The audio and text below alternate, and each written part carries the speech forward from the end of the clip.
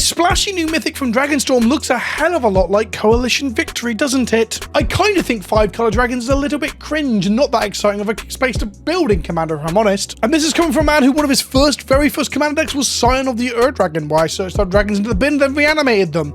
Oh god, I was a trendsetter back in like 2010. Nowadays, you just slam Tiamat into play and you go and get like, you get 5 dragons and probably cast them off the new Dragonstorm spell. I think I only talked about it in a short, so here it is, just if you didn't know, 8 mana, you may cast dragon spells without paying the mana cost. It's a mythic in the set. Dragons are eating real good. But you came here to talk about Call of the Spirit Dragons, didn't you? I actually don't think it's that good. I don't think it's as strong as Coalition Victory. Not that I think Coalition Victory is strong, I just think it's easy to win that way. Let's unpack that. If you want to buy anything you see in this video in the North Americas, you can do so from coolstuffinc.com. Use the code Kenobi at checkout to get 5% off your order and it helps to support the show. And in Europe, you're covered by magicmadhouse.co.uk. They have a huge stock of sealed product, singles, and other games too, from Warhammer to Pokemon to Lorcana. Use the on-screen code to get 5% off your order for everything except for pre-order and sale items. Call the Spirit Dragons is a mythic 5-mana enchantment. 1 of each color is needed to cast it. It says dragons you control have indestructible. Okay, cool. Seems reasonable. 5-mana enchantment. All my stuff's indestructible. Sure. At the beginning of your upkeep for each color, put a +1/+1 counter on a dragon you control of that color.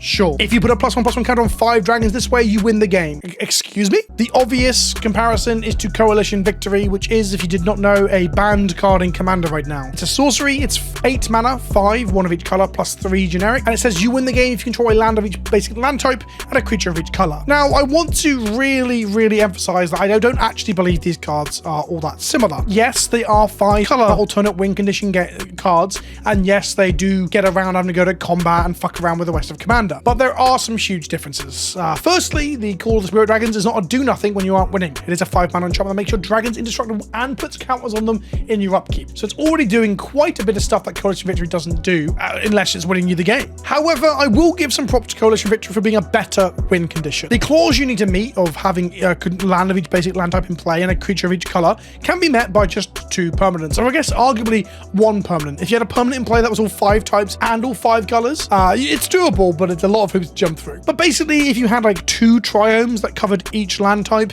and 1 5-color creature, and you cast Coalition Victory, upon the spell resolving, you have won. Meanwhile, Call of the Spirit Dragons needs you to have 5 different dragons in play to win, and you need to make it round the table to the next upkeep. So basically, it says you can put a counter on a dragon you control of each color, meaning you can put like 1 counter on a blue-white, and then put the same counter on the same blue-white for each of the color requirements of white and blue. However, the clause to win the game requires you to put a counter, a +1/+1 counter on 5 specific dragons. Can't put it on 1 Jund dragon and 1 Azorius dragon and win. That doesn't work that way. Not like how Coalition Victory does. And thus, I actually think this card has learnt from Coalition Victory, and that's why it isn't the like out of nowhere win that Coalition Victory is. And on top of all of that, they have made you have to pass around the table to the next upkeep to give points for people to interact with you, either removing the dragons, although that's more difficult now they're indestructible, but they can still be exiled, flickered, and bounced, of course, and also just to remove Call of the Spirit Dragons, which is an enchantment that is not protected in any way. It is not indestructible itself because it is not a dragon creature. So Coalition Victory, although I don't think it's a good win condition, I don't really care if it's banned in Commander or not. I think it's probably better off banned, I guess. But either way, Coalition Victory is cast and put onto the stack, and if you can't counter it or remove the creatures that are in play or the lands in play that will trigger the victory condition, you win. And thus the window of opportunity to interact with Coalition Victory is a lot smaller, albeit the fact that the spell is 8 mana and thus takes a bit longer to get to cast. But don't forget my original point that Call of the Spirit Dragons does stuff whilst it's not winning you the game. It will make you arch enemy. It will scare the shit out of the table and get you targeted when you cast it, but it does do things. But beyond that, I think Call of the Spirit Dragons is kind of bad, like low-key bad. Let me explain. It is a 5-mana enchantment that does literally nothing in terms of drawing you cards or getting you anywhere if your board is empty, so it's bad when you're really far behind, which isn't necessarily a deal breaker, but it's a point against it. Even when really far behind, if you resolve this onto a table and you're playing a Tiamat deck, for example, or one of the Ur Dragons, the table will fucking hate you. You are public enemy number 1 and you will get destroyed. It's a massive target painted on your back by a 5-mana enchantment that doesn't draw you any cards or do anything towards progressing you to winning the game if you don't have any creatures. Beyond all of that, it only wins you the game when you have 5 different dragons in play.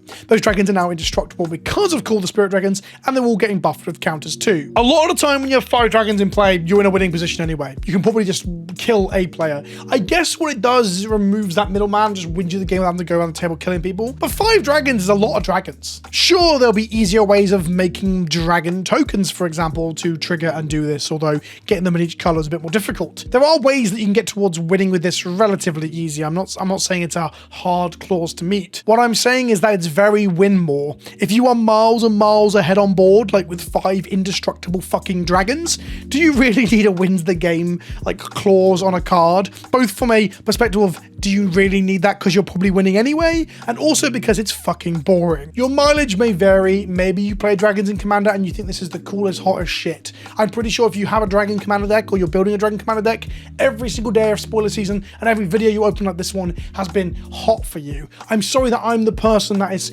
coming around to telling you you're cringe. Stop playing dragons. Also, don't listen to a man like me on the internet about what's cringe or not. I'm 35 years old. I'm sat in a room on my own talking about trading cards.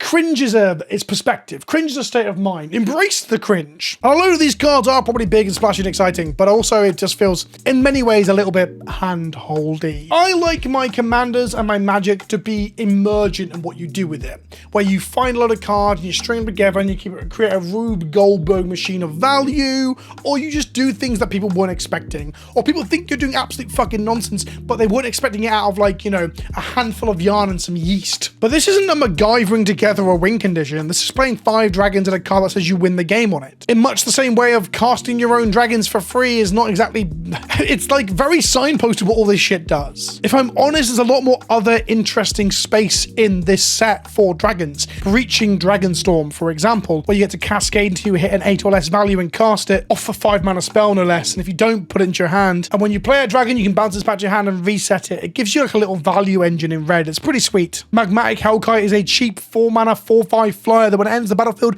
it destroys non-basic lands under the control of each opponent, and they get to get a basic, put it into play, and stun it, which I just think this is sweet. This is a sweet commander design. I've already talked about Stormscale Scion, the 6-mana 4/4 flying, other dragons get +1/+1 in Storm, and did a whole video on it, you can watch it. But again, I'm just going to highlight that this is a very cool design. This set fucking rules. This set feels like classic Magic with a load of interesting stuff going on. I'm just saying that the 2 splashy dragon mythics, the 2 enchantments, are the least interesting thing in the whole set, but I'm doing a video on them because I think it's what people want to talk about. So let me know what you think in the comment section below. Do you think Cult Spirit Dragons is better than Coalition Victory, or are you on the same side of the fences that I am, and that this is absolutely nowhere near as good as Coalition Victory, and Coalition Victory isn't even that good? I've been Vince, also known as PleasantKenobi on the internet. Don't forget to like, comment, subscribe, and all that good shit, and I'll see you in the next one. Ta-ta for now.